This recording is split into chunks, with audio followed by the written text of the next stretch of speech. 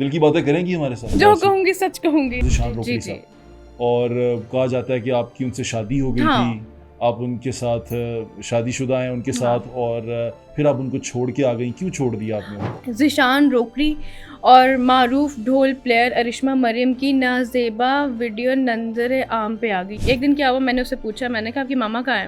यार मामा dance practice पे गई हुई है। एजुकेशन कहाँ तक की? मैंने ढोल में जंप इन कर लिया हुआ था, पढ़ के भी मैंने यही करना था। हमारे मुआशरे में इसको थोड़ा सा मायूब समझा जाता है, आपको पता है इस बात का? कहते पुत्र सानू तू मरासी बना देता हूँ, सानू नाई ना बना। आपकी नज़र में बड़ा ढोल प्लेयर है कौन? पप्पू साईं जैसे बहुत बड़े आर्टिस्ट हैं, अब बहुत हो गए हुए हैं। मिट्ठू साईं हैं, गुंगा साईं हैं। वो क्या पसंद नहीं करते कि आप ढोल बजाएं? नहीं, उनके अपने बच्चे भी प्ले करते हैं, बेटियां उनकी प्ले करती हैं। बस यही है कि शायद हम लोग आउटसाइडर्स हैं, हम लोग आगे ना निकल जाएं। अरिश्मा का सफ़र एज अ स्टूडेंट, वहाँ से अगर हम स्टार्ट करें तो अरिश्मा मरियम ढोल प्लेयर बनने तक कैसा था? Hello Arishma, how are you? Good to see you. तुम कहती कौन? मैंने आपको नहीं पहचाना, जबकि मैं तो पहचान लेती हूँ। मैंने कहा मिस मैं तो फेलियर हूँ, आपकी बेटी ने मुझे बड़ा जलील किया हुआ है, तो आप मेरे साथ पिक्चर बना रही हैं। तो टीचर रोने लग गई ना। हरासमेंट वाकई होती है स्पेशली ख़वातीन के लिए प्रोफेशनल लाइफ में? मुझे तो पहले तो ऑर्गेनाइजर्स शोज़ नहीं देते, क्योंकि मेरी अदर एक्टिविटीज़ नहीं है, ना मैं पार्टीज़ करती हूँ, ना मैं ड्रिंक करती हूँ, ना मेरी कोई और एक्टिविटीज़ हैं। ये ऑर्गेनाइजर्स ऐसा कहते हैं कि आप पार्टी? मुझे कोई कह के तो जाए। वैसे ऐसा कहते हैं? हाँ बिल्कुल कहते हैं। जो बंदी हैं वो खुद कहती हैं हाँ आपके पास किसी का कांटेक्ट है तो मुझे दे दें। कचरा रानी आपने उनका नाम लिया था। छोड़े, वो फिर कहती है कि हाँ तुम वायरल होना चाहती हो, मेरा नाम लेके वायरल होती हो। उसमें बीबी में ऐसा है क्या जो मैं उसका नाम लेके वायरल हो? फुल फ्राई हाफ फ्राई आपको किसने कहा? मुझे फुल फ्राई हाफ फ्राई कराते हुए अब तो माशाल्लाह हमारी सीसीडी जिंदाबाद, तो कहीं खुद ना हो जाना। और शादी का क्या इरादा आपका? तो लड़के की मामा थोड़ी मम्मी डैडी सी थी, तो मैंने कहा चलो मॉडर्न सास मिलेगी। अब उनका कंसर्न ये था कि इनके घर में मर्द कोई नहीं है। मैंने कहा मर्द मैं अपना कब्र में से लेके आऊँ।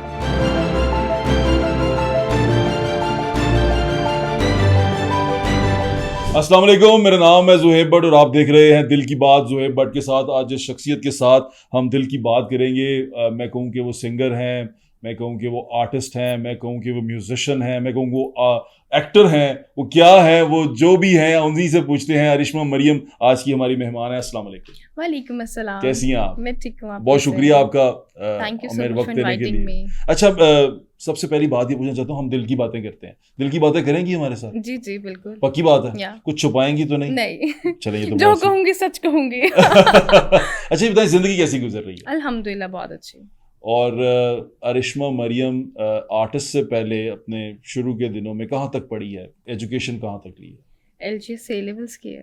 ए लेवल किया है? जी। और उसके बाद उसके बाद फिर मैंने कंटिन्यू नहीं किया। क्या वजह बनी उसकी? बस मैंने ढोल में जंप इन कर लिया हुआ था, पढ़ के भी मैंने यही करना था, और इतना पढ़ के भी मैं यही कर रही हूँ। पढ़ के भी यही करना था, यानी कि ये सोचा हुआ था? सोचा तो नहीं हुआ था, लेकिन वो कहते हैं ना शौक में मैंने इसको प्रोफेशन बना लिया। आप सिंगर हैं, आप ढोल प्लेयर हैं, आप आर्टिस्ट हैं, आप मॉडल हैं, अब क्या है? आप खुद को कैसे डिफाइन करते हैं? मैं ढोल प्लेयर हूँ। आप ढोल प्लेयर हैं और सिंगर और दूसरी सब चीजें? अब वो तो चले शौक के लिए बंदा साथ साथ कंटिन्यू कर लेता है, लेकिन बेसिकली मैं हूँ ढोल प्लेयर। अच्छा, आप ढोल प्लेयर हैं। ढोल प्लेयर वैसे ना हमारे यहाँ पे, हमारे कल्चर में, या इस तरह कल्चर तो नहीं मैं कहूँगा, हमारे मुआशरे में इसको थोड़ा सा मायूब समझा जाता है, आपको पता है इस बात का? जी जी। लड़की के लिए म्यूजिशियन होना, लड़की के लिए सिंगर होना, लड़की के लिए इस तरह एक इंस्ट्रूमेंट प्लेयर होना, कुछ भी करना, ऐसा लगता है कि ये बड़ा मुश्किल काम है। क्या वाकई इतना मुश्किल है सोसाइटी में? देखें, सोसाइटी तो कहती है सांस भी मत लो, तब क्या सांस रोक ले। सोसाइटी तो बहुत कुछ कहती है, तो अब हर एक की बात थोड़ी सुनते हैं। आपको कहाँ कहाँ मुश्किल आई? मुश्किल मुझे सीखने में बहुत मुश्किल आई। व्हेन आई स्टार्टेड ढोल, तो जैसे मैं नाम नहीं लूँगी, हमारे जो फेमस टीचर्स हैं वो अपना फ़न सिर्फ अपने बच्चों में ट्रांसफ़र करते हैं। वो हम जैसों को नहीं सिखाते। उनको होता है कि पता नहीं ये आउटसाइडर है, ये आगे ना निकल जाए। और ये बहुत लेगेसी है। जो हमारे इंस्टीट्यूट हैं वो तो सिखा रहे हैं। मेरी ढोल सीखने में बहुत बड़ी जर्नी है। मैंने बहुत सारे टीचर्स चेंज किए, फिर रिक्शा के पीछे एक नंबर लिखा हुआ था सर इमरान का। फाइनली आई गॉट हिम, और सर ने बड़ी मेहनत कराई। कुछ मेरा अपने भी देखे मेहनत थी, मेरा इंटरेस्ट था, तो मैंने जल्दी गेन किया। और बस हमारे एक ही लेगेसी है कि हमारा जितना बड़ा फेमस नाम होगा वो सिर्फ अपना फ़न अपने बच्चे में ट्रांसफ़र करेगा, हमें नहीं सिखाते। आपको नहीं किसी बड़े ढोल प्लेयर? आपकी नज़र में बड़ा ढोल प्लेयर है कौन? देखिए, मैं पप्पू साईं जैसे बहुत बड़े आर्टिस्ट हैं, अब बहुत हो गए हुए हैं। मिट्ठू साईं हैं, गुंगा साईं हैं, उसके बाद जाके सर इमरान आते हैं और बाकी फिर आते हैं। तो ये इन लोगों ने आपको ढोल नहीं सिखाया? इन्होंने नहीं सिखाया। नहीं सिखाया। पप्पू अच्छा, साईं से तो मेरी मुलाकात नहीं है, लेकिन मिठू साईं और गुंगा साईं से तो मेरी मुलाकात रही है। तो उन्होंने लेकिन नहीं सिखाया। वो क्या पसंद नहीं करते कि आप ढोल बजाएं? नहीं, उनके अपने बच्चे भी प्ले करते हैं, बेटियां उनकी प्ले करती हैं। बस यही है कि शायद हम लोग आउटसाइडर्स हैं, हम लोग आगे ना निकल जाएं। अच्छा ये बताएं, ये कब एहसास हुआ कि मुझे ढोल ही बजाना? अच्छा, मैंने सिर्फ शौक के लिए सीखा था। मैंने गिटार भी सीखा, हारमोनियम भी सीखा, कॉन्गो सीखा, ढोल बस वैसे शौक के लिए सीखा था। मुझे खुद भी आइडिया नहीं था मैं इतनी वायरल हो जाऊंगी। मेन मकसद था वायरल होना। मेन मकसद ये नहीं था कि मुझे पैसे कमाने हैं या मुझे मेरे घर का सिस्टम कोई ढोल से रिलेटेड है, नहीं। मुझे सिर्फ शौक था कि मैं जहाँ खड़ी मुझे लोग पहचाने। अब मैं जब गाड़ी से उतरती हूँ तो लोग पहचानते हैं। अच्छा बस वायरल होने का मुझे शौक था। अच्छा, वायरल होने के लिए किया ये सब? वायरल होने के लिए। तो वायरल तो अब माशाल्लाह आप अब मैं काफी वायरल हो गई हैं। जी, अच्छा, पेरेंट्स का तरफ से सपोर्ट रही? बहुत ज़्यादा। अच्छा। मैं जब टीवी पे नहीं आ रही होती हूँ, मेरी पुप्पो वगैरह पूछती, बेटा तबीयत ठीक है, आजकल शोज़ नहीं आ रहे हैं, खाला वगैरह, फिर मामा, कोको इज़ माई पापा। अच्छा मैं पापा या बाबा नहीं बुलाती, मैं कोको बुलाती हूँ। ठीक है, पापा तो को कोको कहती हैं कोको आप? कहती हूँ। ठीक है। तो कोको और मामा की मुझे फुल सपोर्ट थी, क्योंकि छोटी हूँ, लाडली हूँ, फिर बहनों की भी उससे डबल लाडली हूँ, तो घर की तरफ से अल्हम्दुलिल्लाह मुझे पूरी सपोर्ट थी। मैं कहीं सुन रहा था कि फैमिली में कोई प्रॉब्लम थी, आपने अपने पेरेंट्स के रिलेशनशिप पे कुछ बात की थी कहीं पे, ऐसा कुछ था कि कुछ? नहीं, मेरे पेरेंट्स तो बिल्कुल नहीं लड़ते। मेरे पेरेंट्स की क्या लड़ाई होती थी कि वो मामा कहती थी मैंने ड्रामा देखने, और कोको कहते थे मैंने खबरें सुननी है, तो टीवी के रिमोट पे लड़ाई होती थी। मैंने अच्छा। अपने पेरेंट्स को मैंने कहीं सुना ये कि पेरेंट्स के कुछ आपस में ताल्लुकात ठीक नहीं थे वो और किसी और के पेरेंट्स का सुना होगा। अच्छा चलो, बिल्कुल ठीक है। अच्छा ये बताएं कि कोको जो उनसे हैं वो कितना सपोर्ट करते हैं सारी चीज़ अब तो खैर उनकी डेथ हो गई भी है, 6 साल हो गए हैं। और जब वो ज़िंदा थे तो उनकी पूरी सपोर्ट थी। तो एक दफ़ा क्या हुआ कि मैंने उनसे कहा कि एक सैलून है, मैं नाम नहीं लूँगी, उसकी ब्रांच मिल रही थी। तो दोस्त है वो भी सैलून वाली, तो उसने मुझे कहा यार इतनी की इन्वेस्टमेंट है तो तू कर ले, ये ब्रांच तू ले ले। काम भी ठीक था। तो मैंने कोको से बात की, मैंने कहा यार यहाँ पे ब्रांच मिल रही है तो मुझे पैसे चाहिए, तू की करने दे। मैंने कहा वो मैं ब्रांच लेना चाह रही हूँ। कहते पुत्र सानू तू मरासी बना देता हूँ, सानू नाई ना बना। मैंने कहा यार मुझे बिजनेस करने दे, मतलब मेरा शौक है। तो कहते नहीं, जो तुम कर रही हो तुम उसी को रखो, हमें अब नाई मत बनाओ। अच्छा। तो वो इस तरह की बातें कर जाते थे, थोड़े वो देसी टाइप थे, तो वो बातें ऐसे मजाक मजाक में कर जाते थे, लेकिन सपोर्ट थी। अच्छा, आपका बचपन कहाँ गुजरा, किस लाहौर इलाके? में, लाहौर बेस्ड हूँ। या शहर में या शहर से बाहर, अंदरून शहर में या नहीं नहीं, शहर में। अंदरून मेरा कभी नहीं आना हुआ। अभी कभी आते हैं वो, कभी फूड स्ट्रीट आ जाते हैं, वो भी सुनूं किसी से, फिर मुझे होता है अच्छा चलो हम देसी कुछ खाने चलते हैं। अच्छा। वरना अदरवाइज उस साइड पे आना नहीं होता। मुझे शहालमी जाने का बहुत शौक है। मैंने सुना है वहाँ पे डिकोर आइटम्स बहुत रीजनेबल प्राइसेस पे मिलती हैं। हाँ, मुझे कैंडल्स का, डिफरेंट डिकोर आइटम्स का बहुत क्रेज है। मुझे इंटीरियर करने का बहुत शौक है घर का ना। अच्छा। तो फिर अभी जब मैं देखती हूँ कहीं आम स्टोर पे, अब एक चीज़ की प्राइस अगर, अब कैंडी जार्स है, वो मैंने ना इंस्टाग्राम पे एक बंदा है शहालमी वाले, उससे मैंने मंगवाए हैं कैंडी जार्स ना। अब वो मुझे कॉस्ट किए हैं 15,000 के 3, और आम स्टोर पे वो एक 15,000 का है, एक 9,000 का है, और एक 13,000 का है। मशहूरी हो गई उसकी। तो वहाँ पे वो देखे 15,000 की मुझे 3 मिले। अच्छा। तो कितना डिफरेंस है। तो मैंने शहालमी जाना है किसी ठीक है, दिन। शालमी जाना चाहती हैं आप? शॉपिंग करना है। बिल्कुल ठीक, बिल्कुल जाना भी चाहिए। अच्छा ये बताएं कि अरिश्मा का सफ़र एज अ स्टूडेंट, वहाँ से अगर हम स्टार्ट करें तो अरिश्मा मरियम ढोल प्लेयर बनने तक कैसा था? How was your journey? School life कैसी थी? स्कूल लाइफ से यहाँ तक की जो जर्नी है, यानी कि स्कूल लाइफ में थोड़ी मैं निगलेक्टेड थी। मैं जब थी 3-4 साल की, मुझे ब्रेन ट्यूमर था। तो वो जब ऑपरेट हुआ तो ट्यूमर था? या मेरा OMC हॉस्पिटल है, डॉक्टर उमर ने ऑपरेट किया। और स्कूल में जो मेरी जो क्लास टीचर थी ना, मैं नाम भी लूँगी उनका, टीचर नगमा जो थी ना, वो मेरी ट्यूशन टीचर भी थी। तो टीचर नगमा सारा पेपर मुझसे ना ट्यूशन में फिल करा लेती थी, और जब पेपर्स होते थे मुझे कहती थी go back to your seat and go to sleep. मैं सो जाती थी। अब जैसे ही मैं 2 से 3 में शिफ्ट हुई, तो 3 से जब मैं 4th में 2 से जब 3 में मैं फ़ेल हो गई, क्योंकि मैंने पढ़ा ही नहीं कुछ हुआ था। और वो फिर मेरी मामा बहुत खफा हुई। टीचर नगमा ऐसा क्यों करती थी? टीचर नगमा को ये था ना कि मतलब मेरी मामा मुझे इनके पास रखवाएं, उनको फीस मिल रही थी और वो इस चक्कर में कि चलो मेरी शाबाश हो रही है कि हाँ हमारा बच्ची बड़ी अच्छी पढ़ रही है एंड ऑल। तो मैं जब फेल हुई तो वो जो मेरी क्लास फेलोज थी वो आगे चली गई और मैं एक स्टेप पीछे हो गई। तो सब कहते थे oh she is a failure, don't talk to her. अब मैं ब्रेक टाइम में भी अकेले बैठती थी, छुट्टी के टाइम भी अकेले बैठती थी, असेंबली में भी मुझे बॉयज़ के साथ खड़े होना पड़ता था।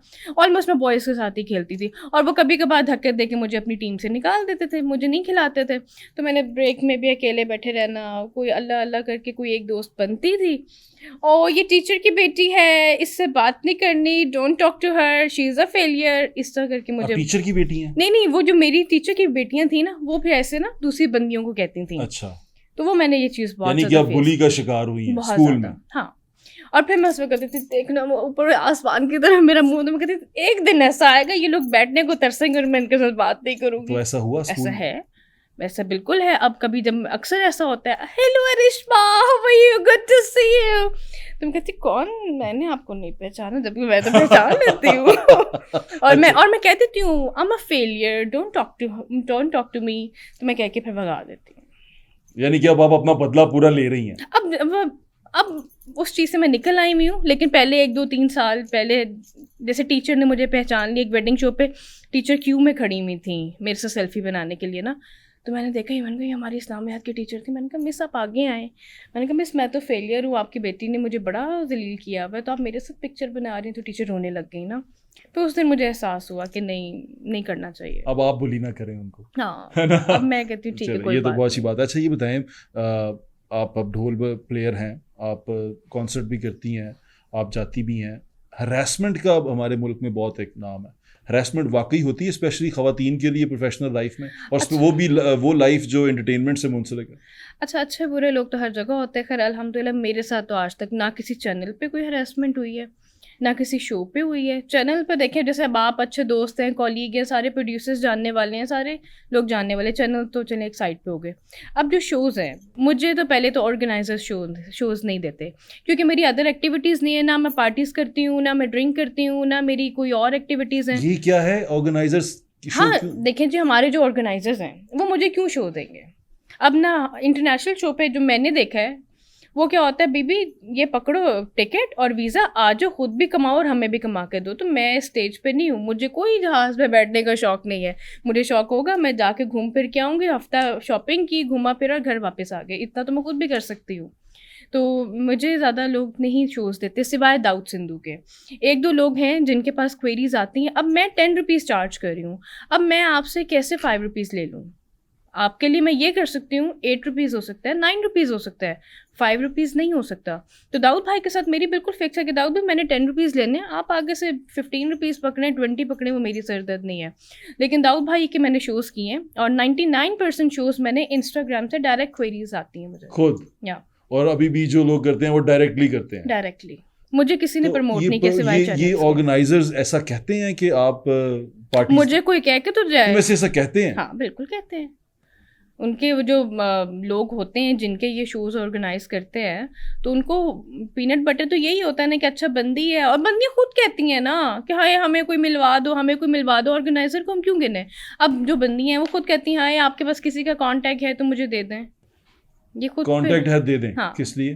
फ्रेंडशिप वगैरह के लिए कि चलो हमें कोई शुगर डैडी मिल जाएगा या हमारी कोई टेक केयर करेगा, लोग खुद कहते हैं। तो अच्छे बुरे लोग हर जगह पे होते हैं, आपने किस तरीके से चलना है ये आप पे खुद पर डिपेंड करता है। मेरे साथ तो कभी किसी ने बदतमीजी नहीं की, कोई करे तो अल्लाह माफ़ करे, मैं तो अगले को उखेड़ के रख दूंगी मेरे से बदतमीजी क्यों की है। हाँ ये मैंने देखा है।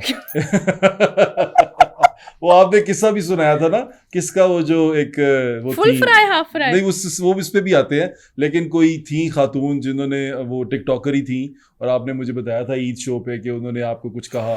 वो क्या वाकया माजरा था? वो शेयर करें? वो नाम जो लेना। कोई खातून थी, आपने मुझे कहा कचरा रानी, आपने उनका नाम लिया था। छोड़े वो फिर कहती मैं उसका नाम लेके वायरल होती। कचरा रानी उनका हाँ। नाम है?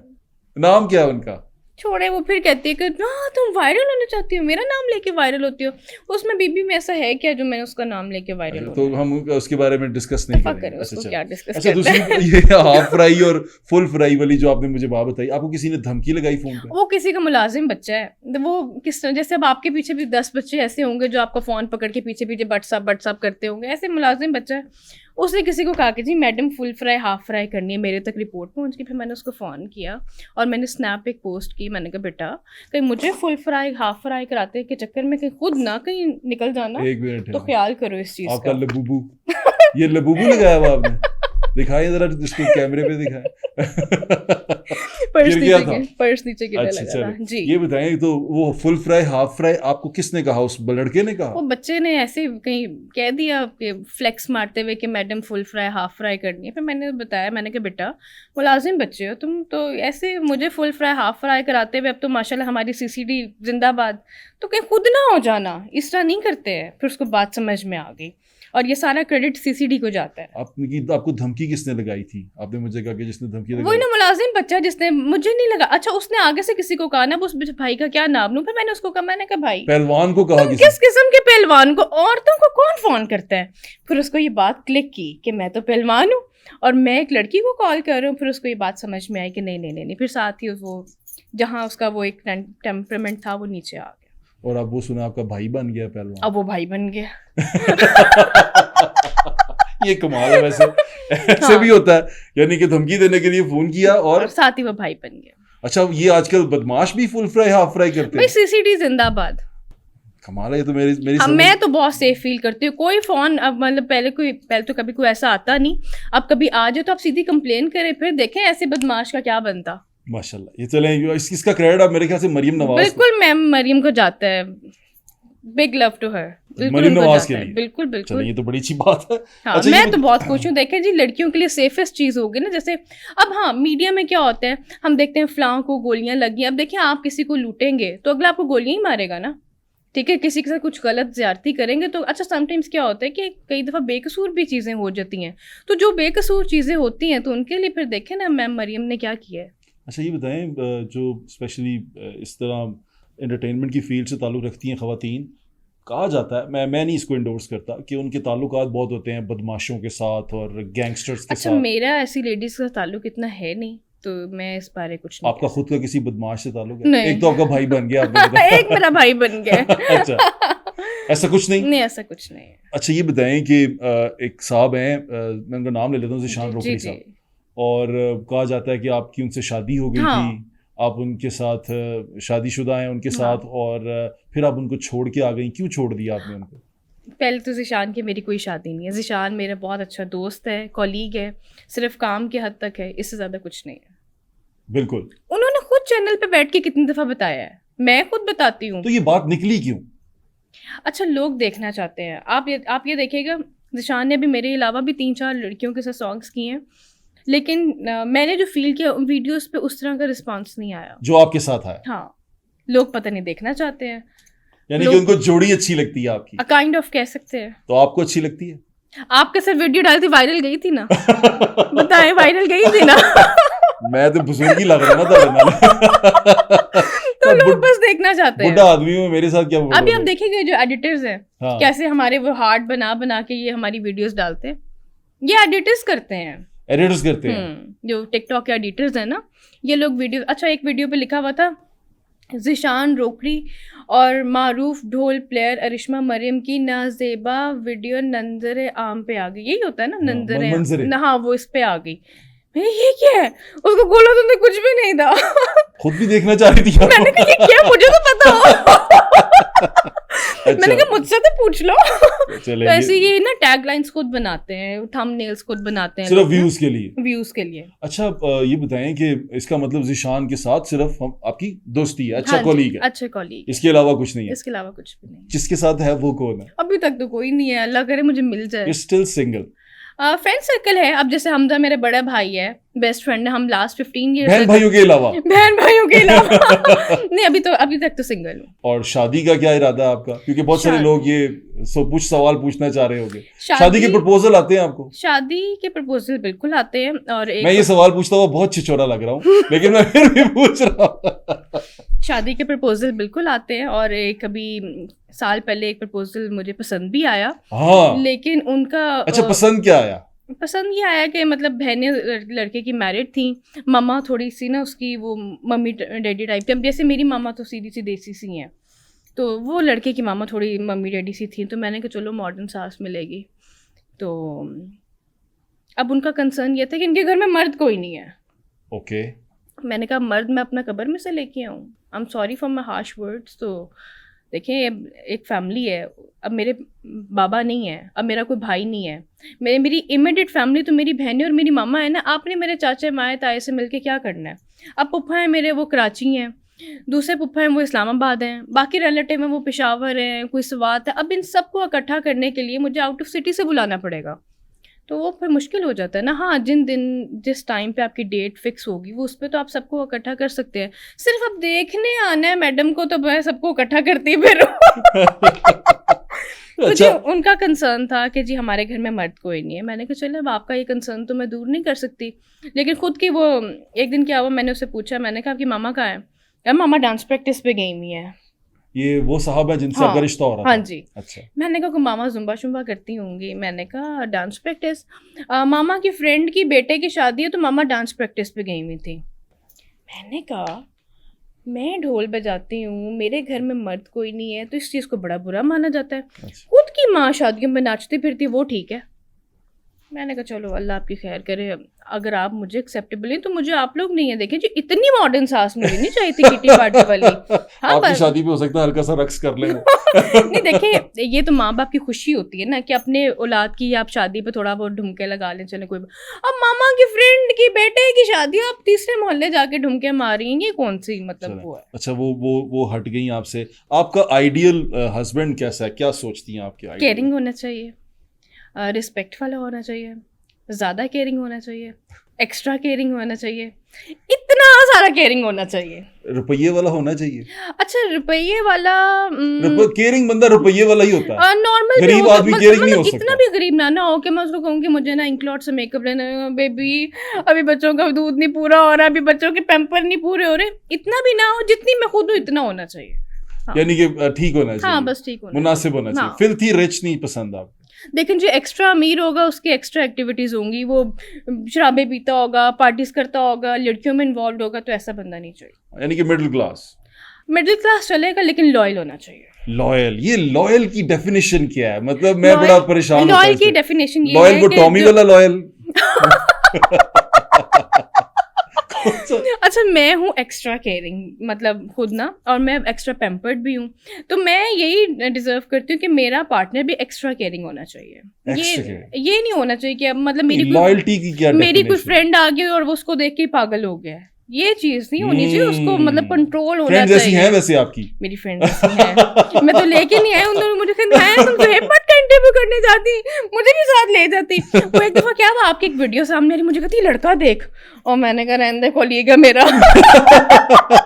कहती चेहरे की शाइन चेक कर। मैंने कहा मैं पूछूंगी जरूर। मैंने कहा लाइट्स पड़ती हैं मुझे पता है, मैंने कहा इतना प्यारा नहीं होना। वो तो मैंने जब यूट्यूब पे देखा, मैंने कहा नहीं वाकई प्यारा है। फिर मैंने इंस्टा पे जाके आपकी पिक्चर देखी, मैंने कहा नहीं यार ये फिल्टर वगैरह नहीं, बंदा वैसे ही शाइन करता है। फिर मैंने जब आके बट देखा ना, मैंने कहा बंदे का कसूर नहीं, ये बट होने का कसूर है, हमारी फैमिली का कसूर है ये जेनेटिक्स है बंदे के, कि बंदा गोरा चिट्टा है। अच्छा ये बताएं कि लाइफ में अब आगे आपका गोल क्या है, क्या करना चाहती हैं आप, जो आपको लगे कि ये मैंने इस जगह पे पहुंचना? गोल अब यही है, राइट नाउ आई एम 27 और साल 2 साल में मामा मेरी शादी कर देंगी।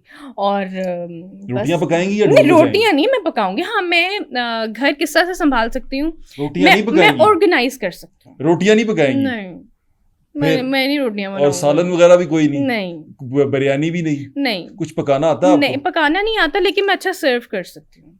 मतलब मैं आपको अच्छी हस्बैंड पका लेगा? नहीं, वो भी क्यों पकाए, वो मतलब काम वाली रख ले हाँ। या वो शेफ वगैरह रख ले। मेरे ख्याल से समझ आ गई होगी काफी सारे लोगों को कि क्या करना है हमने। मतलब देखिए ना, मैं सर्व अच्छा कर सकती हूँ, क्रॉकरी अच्छी लाजमी, मैंने शालमी लाजमी जाना है। चलो। आपको कोई कांटेक्ट हुआ ना, मुझे वहां पे शालमी भेजिएगा। हमारा अपना ही है, हम आपको बस भेज आप, देंगे। मैंने ना जब जाना है मैं आपको फोन करूंगा, हाँ, मुझे ठीक है। लेके मैं आपको जाना है बता दूंगा, आपने पहुंच जाना वहाँ पे। बस ठीक है। मैंने ठीक। ना वहाँ से ज़्यादा सारी क्रॉकरी लेके आनी है, कैंडल स्टैंड्स लेके आने हैं, कैंडी जार्स लेके आने हैं, काफ़ी सारी डेकोर आइटम्स लेके आने हैं। चलें, तो बिल्कुल। मैं घर को बड़ा अच्छा मैनेज कर सकती हूँ, अच्छा, बिल्कुल लेकिन ठीक। मैं पका नहीं सकती। अच्छा, जाते जाते एक और बात बता दें, ये बड़ी अहम है, स्पेशली लड़कियां जो सुन रही हैं आपको। बहुत सारी लड़कियां हैं वो उनके बहुत सारे ख्वाब होते हैं, लेकिन वो दब के रह जाते हैं। मतलब वो कभी किसी से डर जाती हैं, कभी किसी से डर जाती हैं, कुछ कर नहीं पाती। आपके घर में आपके वालिद थे, आपका भाई कोई नहीं था। बहुत सारी लड़कियों के जिनके भाई बहुत सारे होते हैं, वो अपनी बहुत सारी ख्वाहिशात को दबा देती हैं, सब कुछ दब जाता है। क्या मैसेज देंगी आप उनके लिए?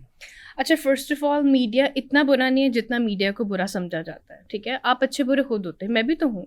ऐसा नहीं होता कि मतलब if there is a girl and she is playing dhol तो पता नहीं क्या इसका सिस्टम होगा, ये पार्टीज़ करती होगी, पता नहीं कहाँ राइट लेफ्ट घूमती फिरती होगी। ऐसा नहीं होता। आप अच्छे बुरे आपने खुद सेलेक्ट करना है कि आपने राइट होना है या लेफ्ट होना है। तो आप हर चीज़ को अपनी फैमिली के साथ लेके चलें, फैमिली सपोर्ट का होना बहुत ज़रूरी है। मैंने बहुत सारी लड़कियां देखी हैं ढोल में जंप इन होते हुए, और शायद मुझसे बहुत अच्छा प्ले कर रही हैं, लेकिन वो कहाँ पे आके रह जाती हैं? शायद एजुकेशन नहीं है, ग्रूमिंग नहीं है। अब मैं एक स्टेज पे परफॉर्म कर रही हूँ, तो सिर्फ ये नहीं है कि मैंने बस ढोल सीखा और मैं आई और परफॉर्म करके चलेगी। आपकी personality, the way you carry yourself, the way you present yourself, ये सब के नंबर्स होते हैं। तो अपनी स्टडीज़ को ज़रूर कंटिन्यू रखें, अपनी फैमिली सपोर्ट के साथ आएँ। और जिनके भाई हैं वो अलाउ नहीं करते, आजकल तो सबकी बहनें ही टिकटॉक पे हैं, तो खैर है, कोई बात नहीं। टिकटॉक पे। ओके, ठीक है। हाँ, और ये जो टिकटॉकर्स का एटीट्यूड है ना, ओए होए होए होए, ये बिल्कुल आउट ऑफ द बॉक्स है भाई। आप खुद को टिकटॉकर समझती नहीं, हैं? बिल्कुल नहीं। मैं ढोल बजा बजा के मेरे हाथों में छाले पड़े हुए हैं। मैंने बहुत मेहनत से ढोल सीखा है। टिकटॉकर नहीं नहीं, है? मैं टिकटॉक पे टिकटॉकर हूँ। से कोई परेशानी है आपको? नहीं, परेशानी कोई भी नहीं है, फिर लेकिन इन्होंने इतनी मेहनत नहीं की हुई होती। ये मतलब सामने एक वो लिपसिंग की और यूं करके वायरल हो गए, ये थोड़ा इजी गोइंग है ना। अच्छा, स्टार किसको समझती हैं आप? स्टार जैसे कि अब जो ड्रामाज में काम कर रहे हैं, अब जैसे हमारे पुराने सिंगर्स हैं, जैसे आतिफ असलम हैं, अली ज़फ़र हैं, राहत हैं, ज़िशान हैं, ये लोग स्टार्स हैं। इन्होंने इतना टाइम दिया, इतना अरसा। और हाँ, बल्कि जाते जाते मुझे एक और बात करनी थी। हमारा एक और चैनल है, वहाँ पे एक पंजाबी पॉडकास्ट एक करती हैं लेडी, अच्छी हैं, शुमाइला? नाम उनका कुछ और है। अच्छा मुझे उनसे एक बहुत गिला है अच्छा। कि आपने देखे मुझे बुलाया है। अब हमने बड़ा लाइवली पंजाबी पॉडकास्ट करती हैं वो? जी, वो बॉब कट तो नहीं? नहीं नहीं, अच्छा लंबे बाल हैं उनके। अच्छा। अब जैसे अब हमने बड़ा लाइवली सा इसको ये हमने सुनो पे करती हैं आई थिंक? नहीं, वो करती हैं समा पे, हाँ, समा टीवी पे। हाँ हाँ हाँ। तो मैंने उनको बताया कि यार मेरा थोड़ा इशू है, मेरे घर में ज़्यादा उर्दू बोली जाती है, मेरी मदर साइड पठान है, फादर साइड मेरी पंजाबी है, तो हम ज़्यादा घर में उर्दू ही बोलते हैं। तो आप पंजाबी में बेशक बात करें, मैं आपको जवाब उर्दू में ही दूंगी। अगर मैं बात कर सकती हूँ पंजाबी में, ऐसी बात नहीं है, लेकिन वो उस चीज़ को ख़राब करने का क्या मकसद है? बाद में वो एडिटर्स मीम्स बनाएं तो अच्छी क्या बात मीम्स नहीं है। बने थे उस पे? मैंने देखे नहीं वैसे वो। अगर मैं मतलब कोई गलत सेंटेंस बोलती तो पंजाबी का? तो उन्होंने कुछ कहा आपको इस पे? तो आपको क्या वो लगता है कि आपको उस वक्त उन्होंने मुझे कुछ नहीं कहा, बड़े अच्छे लाइवली तरीके उन्होंने इंटरव्यू कर लिया। नेक्स्ट डे उन्होंने किसी और गेस्ट का किया, तो उन्होंने ना वो मैंने गेस्ट बुलवाई थी, तो वो कहती I am not able to speak Punjabi, आजकल की बंदियाँ। उन्होंने ना एक तरह का बैठ के मुझे क्रिटिसाइज़ किया। मैंने कहा चलो कोई बात नहीं, अगर व्यूज़ लेती है तो ले ले। अब मैंने ना कल एक वीडियो उसका देखा, मज़र आई जो हैं, मज़र भाई बहुत अच्छे हमारे कोलीग हैं, दोस्त हैं, भाई हैं, उनका वो इंटरव्यू करी हैं। कितना फुलिश सी उन्होंने बात की मज़र भाई को। कहती मज़र आई साहब, हो सकता है आपका इतना फेम ना हो जितना ज़िशान रोकड़ी का है। ये क्या सवाल आप कर रही हैं? मज़र भाई की देखें अपनी एक स्टेज है, एक वैल्यू है। मज़र भाई ज़िशान से भी पहले का काम कर रहे हैं मीडिया में, उन्होंने करसा दिया है मीडिया को। मज़र भाई का नाम है। आप कैसे किसी को कह सकते हैं? अब मैं और आप में मैं कहूँ जी, आप मुझे मतलब आपको तो पकी पकाई मिली है, ऐसा थोड़ी होता है। सबकी एक स्ट्रगल है। बिल्कुल। आपको लगता है कि ये जो आजकल नए नए पॉडकास्टर बने हैं, ये किसी की स्ट्रगल को इंसल्ट करते हैं और डिस्प्लेस करते हैं? ऐसा लगता है आपको? बिल्कुल तो मैंने बल्कि एक दफ़ा उसको शट अप कॉल भी दी थी। मैं ना ईद शो पे गई हुई थी, तो मैंने उस बंदी को कहा, मैंने कहा यार आपको इतना इशू था तो आप मुझसे पर्सनली बात करती, आपको चैनल पे बैठ के बात करने की क्या ज़रूरत थी। और मैंने कल परसों क्लिप देखा तो वो मज़हर भाई के मुंह पे बैठ के कहती हैं आपके आगे तो ज़िशान रोकड़ी का फेम ज़्यादा है, आप कैसे। अब अली ज़फ़र और आतिफ असलम का कोई कंपैरिजन नहीं है, वो दोनों की अपनी अपनी एक जगह है, हम कैसे दोनों को कंपेयर कर सकते हैं। तो ये मुझे थोड़ा सा उनसे है, तकलीफ देती है आपको ये बात? मुझे बहुत बुरा लगा। उन्होंने पहले मुझे बैठ के बात की, फिर ज़िशान को लेके बात की। इस तरह नहीं होना चाहिए कि आप जिस गेस्ट को बुला रहे हैं और अगले दिन उसी गेस्ट को दूसरे गेस्ट के साथ डिस्कस कर रहे हैं और नेगेटिव वे में कर रहे हैं, ये नहीं होना चाहिए। आपने कभी यूट्यूबर बनने का सोचा, वीलॉगर? और मैंने गंदे से व्लॉग बनाए जो कि वायरल नहीं हुए, फिर मैंने कहा मैं पॉडकास्ट मेरे पास 2.5 लाख सब्सक्राइबर्स हैं and I am not a vlog person, तो फिर मैं पॉडकास्ट की तरफ आ गई। मैंने कहा चलो उसको यूटिलाइज करते हैं। पॉडकास्ट कर रही हैं आप? जी। चलिए हम अपने देखने वालों को बता देते हैं कि रिश्मा मरियम अपने पॉडकास्ट उन्होंने स्टार्ट किया है और एक कंटेंट क्रिएट करने की कोशिश कर रही हैं। मेरे ख्याल से व्लॉगिंग से बहुत बेहतर है। व्लॉगिंग से देखिए बहुत बेहतर है, हम बैठे हुए हैं बात कर रहे हैं, ये ठीक है। उस पर हम फ़नी बात कर सकते हैं, उस पर कोई सैड बात हो सकती है, सॉन्ग्स हो सकते हैं, शायरी हो सकती है, किसी टॉपिक पे डिस्कशन हो सकती है। अब एटलीस्ट मैं अपनी बहनें तो नहीं ना दिखा रही, मुझसे तो नहीं होता। इस बारे में हम बिल्कुल, ये मेरा सबसे अजीब टॉपिक है, मैं इसके बारे में बिल्कुल बात नहीं करता। अब मेरी बहनों का लाइफस्टाइल बिल्कुल ही मतलब मुझसे थोड़ा डिफरेंट है, वो नहीं घर से ज्यादा निकलती। बिल्कुल ठीक है, हम इस वाले इशू पे बात ही नहीं करेंगे, हम इसको यहीं पे दबा देंगे।